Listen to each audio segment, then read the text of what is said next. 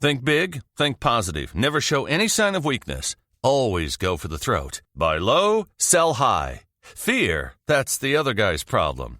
Nothing you have ever witnessed will prepare you for the absolute carnage you're about to witness. It's Thrive Loud with Lou Diamond. Today on Thrive Loud with Lou Diamond. If you're an entrepreneur, a bigger company, or somebody who's looking to grow their company inorganically and do deals, and whether it's mergers, acquisitions, joint ventures, licensing agreements, you name it, or you're in a business dispute, or you're negotiating to hire a key employee, that's what I've been doing for over 30 years. You don't need to play it safe. This was spectacular. I'm going to be really honest, so I hope you don't mind. Yeah, that's what we want. And there will be bumps in the road. There will be twists and turns. You needed moxie on the floor and volume. It's the results and the connections and the improvement and the impact we have on other people's life. And that's when life becomes exciting. Who do you turn to personally to get back on the thriving track? I was really interested in how the world works. Thanks for the great introduction. It was really very simple. I just read part of your bio. Be brief, be bright, be gone. Get ready to thrive loud with Lou Diamond. Welcome, everyone, to another episode of Thrive Loud with Lou Diamond, connecting you to the most inspiring and amazing people that are thriving each and every day. Today on Thrive Loud, we bring you a successful entrepreneur and a lawyer with 30 plus years of negotiating experience. Although he would never, ever announce that he's a lawyer right to you without a drink. It probably would take a few drinks to get to the point that he is one. But anyway, he's also an author of a recent book that just came out called Authentic Negotiating. He is a speaker who is always inspiring authenticity in business so companies profit and people prosper. One of the nicest people you'll ever come across. And I'll drink old fashions with this guy anytime. Thrive Loud listeners, Corey Kupfer. Corey, how are you today? I am great, Lou, and specifically it's smoky old fashions. That is true. There is an art form, as we learned, to making these wonderful beverages and concoctions, which taste delicious any time of day. But Corey, I am so glad to have you on. Corey and I have been friends for a little under 2 years, I think is probably fair. We cross over in the NSA, NYC world of our speaking lives. And Corey is a fascinating individual who obviously has a real strong lean on what he speaks on and the work that he does. And his story is really unique and his message is really cool. So Corey, what I love to do here is kind of pass the baton to you and kind of talk a little bit about how you've incorporated your very successful legal practice into the message you deliver as a speaker. Because I think that's kind of neat and different from a lot of different speakers and attorneys that are out there. That sound like a good plan for you? That sounds great. Yeah. Awesome. So I've been focusing on, I speak on a number of things, but the focus in the last year since the book came out has been on authentic negotiating. And the thing for me is that I've been negotiating day in and day out on deals and contracts and sometimes disputes for clients, for decades, right? So a lot of the training out there comes from people who are academics or, they're former, hostage negotiators or other things. And by the way, I'm not looking to denigrate anybody. It's just that, they bring that experience. It's interesting sometimes, et cetera. And frankly, if somebody took somebody hostage, you wouldn't want me to negotiate that. Okay. I don't have experience in that. It's not what I do. I don't trust somebody in your family, right? Don't call me if somebody's hostage in a bank. Okay. Got it. But if you're an entrepreneur, a bigger company, or somebody who's looking to grow their company inorganically and do deals, and whether it's mergers, acquisitions, joint ventures, licensing agreements, you name it, or you're in a business dispute, or you're negotiating to hire a key employee, that's what I've been doing for over 30 years. So I come to speaking not originally as a speaker, but I was, a lawyer practicing. I've been doing that, like I said, for over 30 years. I've got a great team. And I started speaking, 15 plus, maybe almost 20 years ago, just for business development. Opportunities came up out of that. And then I went on to starting to get paid for it. And I was like, this is a pretty cool thing. Somebody's going to write me a check to speak to my potential clients. I kind of like this.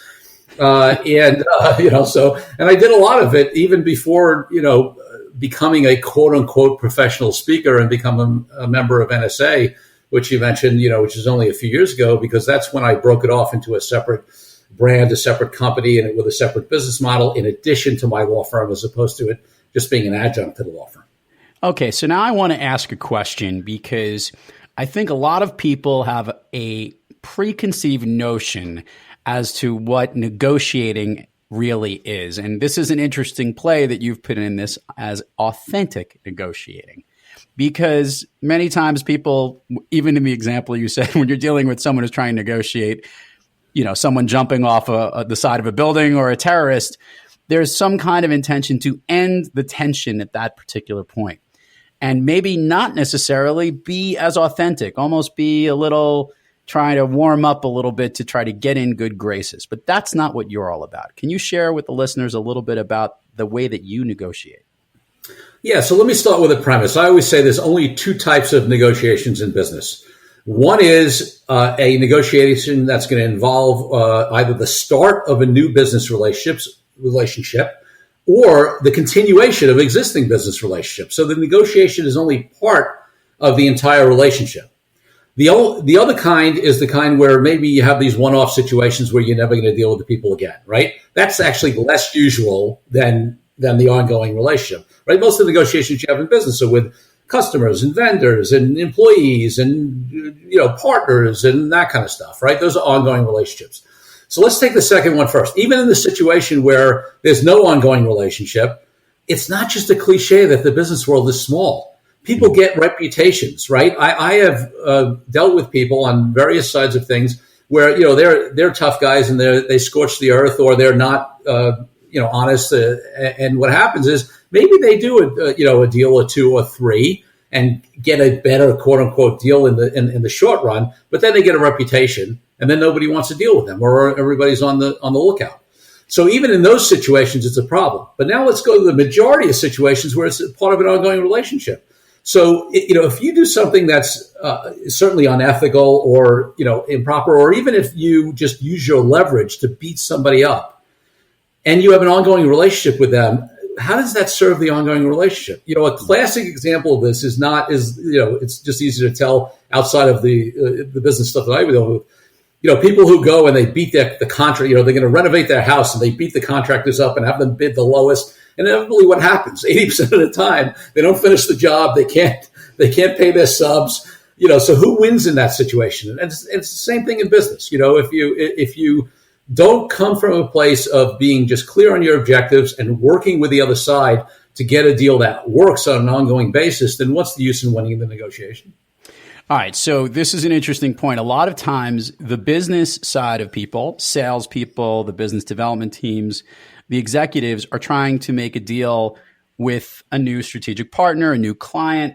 And of course, let's say it's a technology firm that's trying to get into a large organization, and the contract negotiation goes back and forth. And I have seen some of the longest amount of days, weeks, hours, so that people could take documents together to negotiate and come to an agreement on both sides. I guess there's one issue that I think is always stuck in my mind as it relates to any negotiation, and that is that some people are so set in their specific ways and wanting what they want, as opposed to wanting what everyone wants. How do you bring that all together? Yeah, it's a great question. And in my book, one of the top 6 reasons negotiations fail is rigidity, which is exactly what you're talking about. Yep. People get rigid about what they want. They get rigid about structure. They get rigid about time. A deal has to be done, more quickly than the pace that the deal wants to go. And that's a big problem. Now, I want to make a distinction, because the first fundamental principle of authentic negotiating is clarity. And what I'm amazed, I do everything from smaller to multi-million dollar negotiations.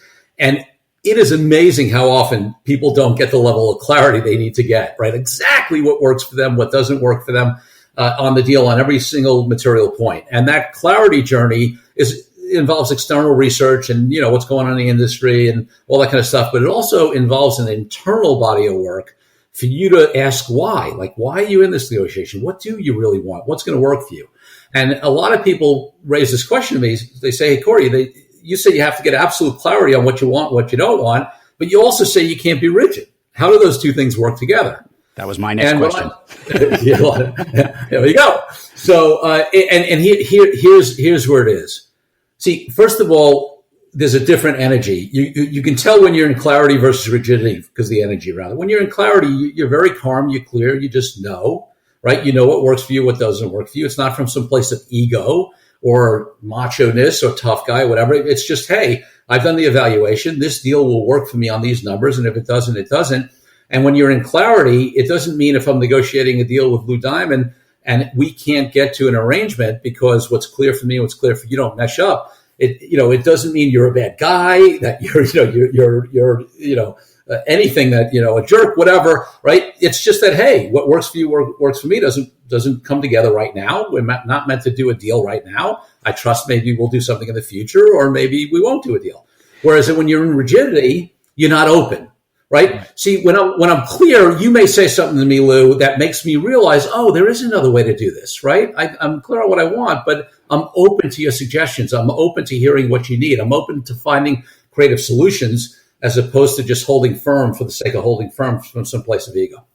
Okay. So now I have coached and led several law firms and legal professionals in workshops for business development and growth.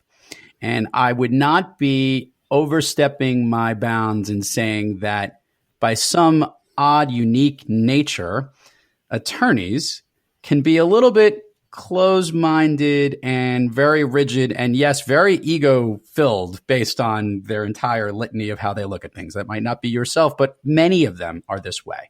So a lot of times the attorneys who are dealing with a certain deal can actually be in that sense of rigidity just in their natural persona.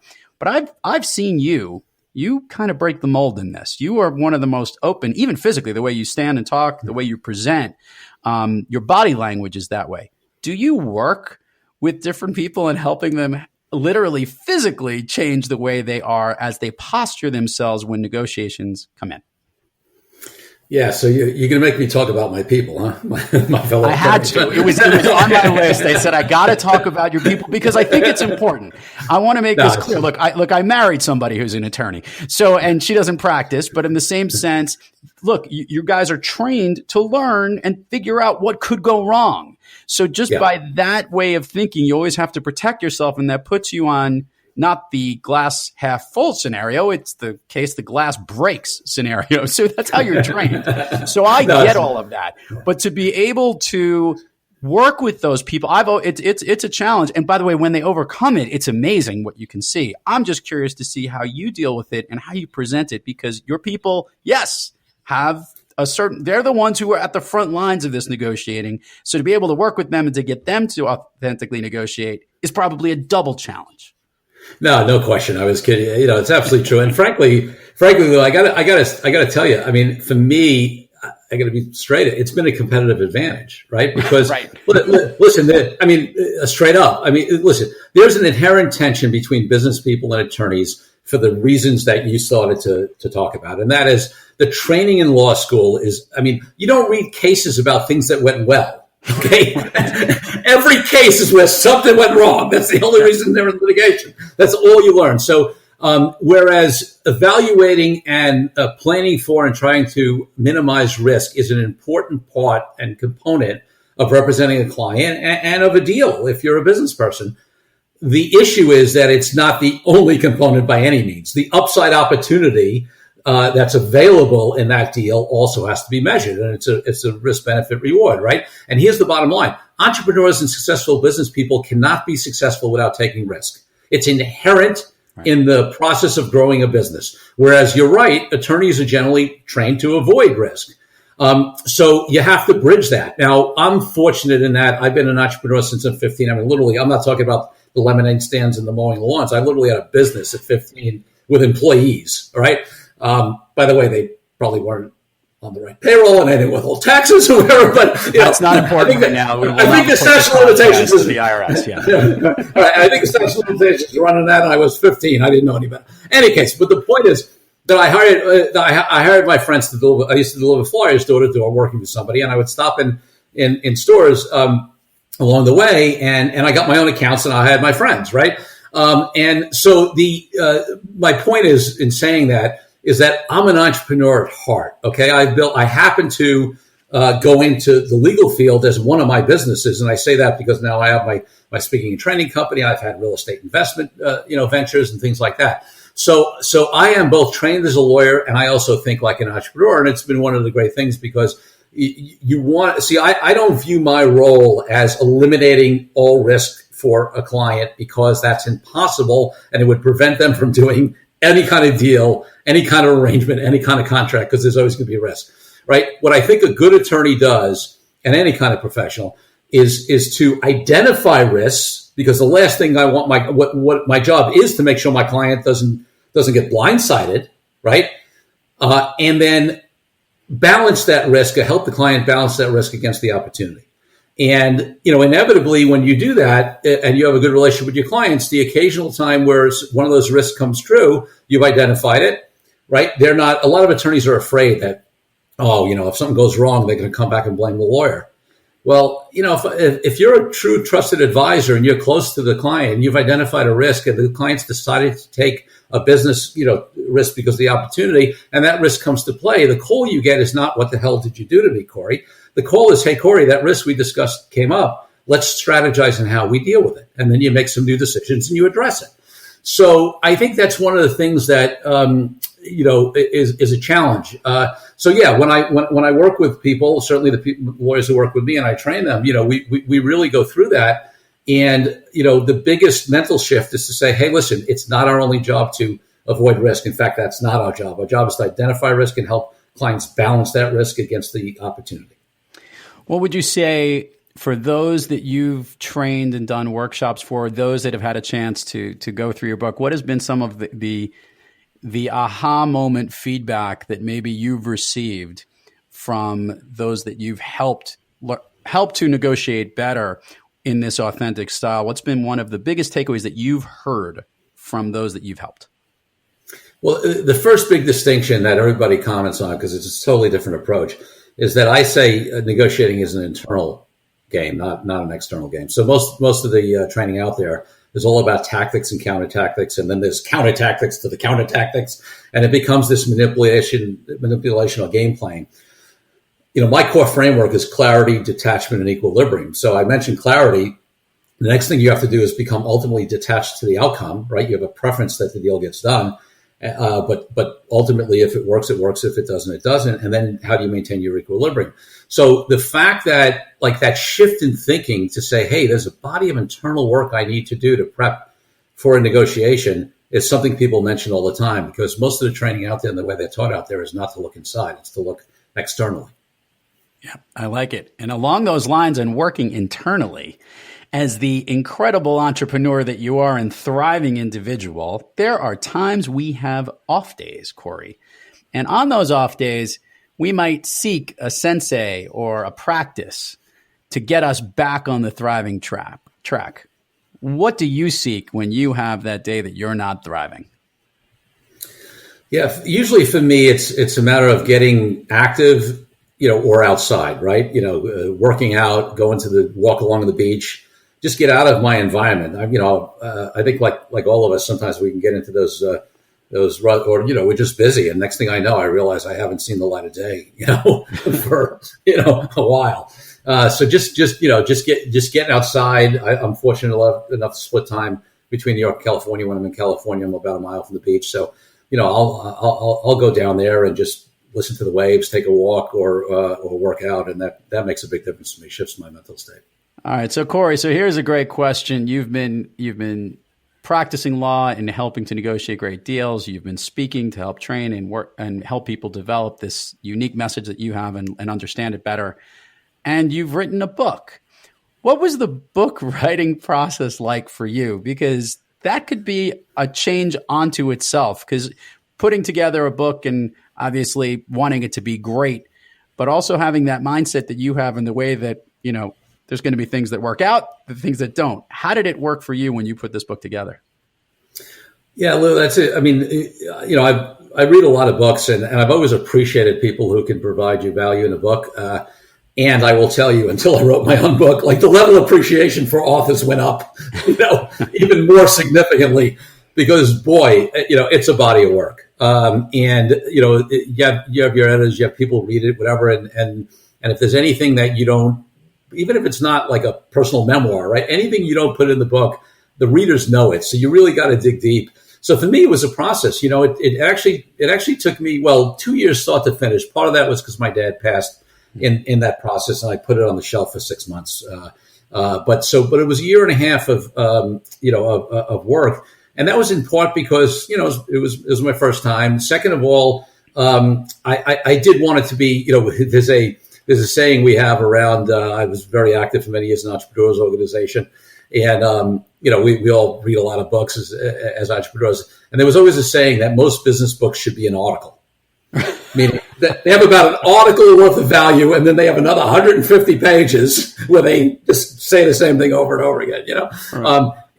But the thing is, you can't write an article. Like, people want to be authors and want to have a book. So I was so in, like, one of my drivers was that none of my EO colleagues or anybody else could say to me, would think it should be an article. So I wanted to provide value throughout. So I actually did 2 major rewrites on the book, after the first one, even when I got comments, just to really drill down.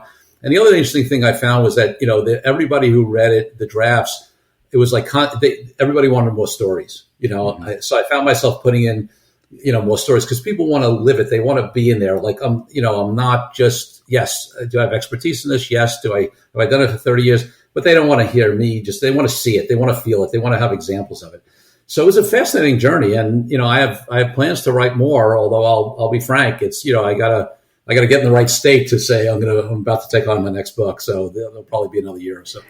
So Corey, before we jump to this, along those lines, and without going into too much detail, what was one particular story, or I guess a negotiating experience that you had in your career that was one of the ones that you said, I got to put this in the book, whether it made it or not, but I'm sure it did. One that sticks out that is one of those that you're like, yeah, I have to get this one in there. Well, there's a number of them, but I'll tell you the one that comes to mind, I think mainly because you asked me about my people, my lawyer colleagues. So I'll tell you this one. So there's a story in the book about a situation. The interesting part is my client happened to be a lawyer, but he was in he did other kind of things. And this venture wasn't about law. So he had 2 partners in a totally separate venture, not related to law. And they had a falling out amongst the partners. And the attorney for the other 2 guys, sent me a letter and then called me up and was telling me what a horrible, guy my client was and how unethical it was. And he did all these bad things and how they were going to, sue him until his last dollar. And they were going to get him disbarred as a lawyer. And I mean, it was like really every aggressive thing in the world. The interesting part about this guy was that I happened to know him personally for many, many, many years. And I knew he was a super upstanding, ethical, guy. I knew who he was. So I knew none of this was true. And so this guy calls up and he's literally banging the table and yelling and screaming on the phone. And it's so easy to get defensive, right? Listen, I've been doing this for 30 years and I'm human. But when somebody's yelling at you and telling you, whatever, the first reaction is and I'm from Brooklyn, so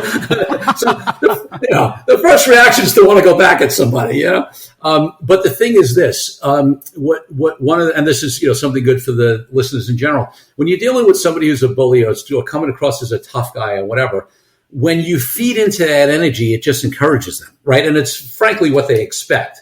So one of the best ways, I talk about clarity, detachment, and equilibrium. If you stay centered and calm, a lot of times they don't know how to deal with stuff. So what I did with this guy was he's going on and on and on. And instead of fighting back, I just let him talk. In fact, I asked him follow-up questions. I said, oh, why do you think my client, why is that so bad? Or hey, why do you think that's a problem?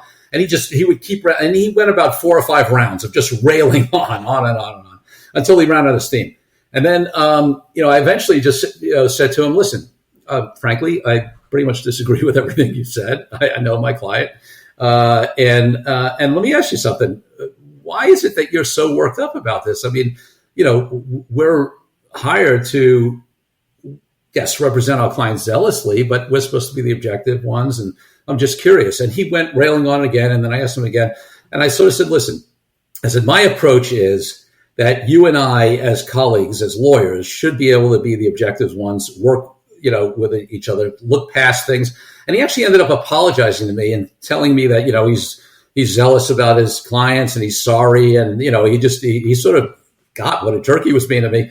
And long story short, not only did he back down on that call, but I followed up with him, to say, hey, what do you want to do on this? Never heard from him.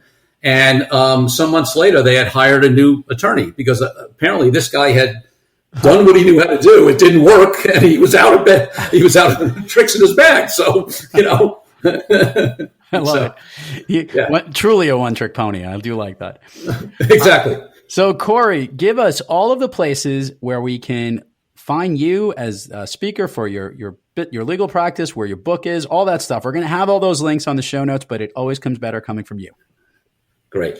So CoreyKupfer.com, which is CoreyKupfer.com is basically the hub. You can get to everything from there. So that's got my speaking and training and blogs, that kind of stuff.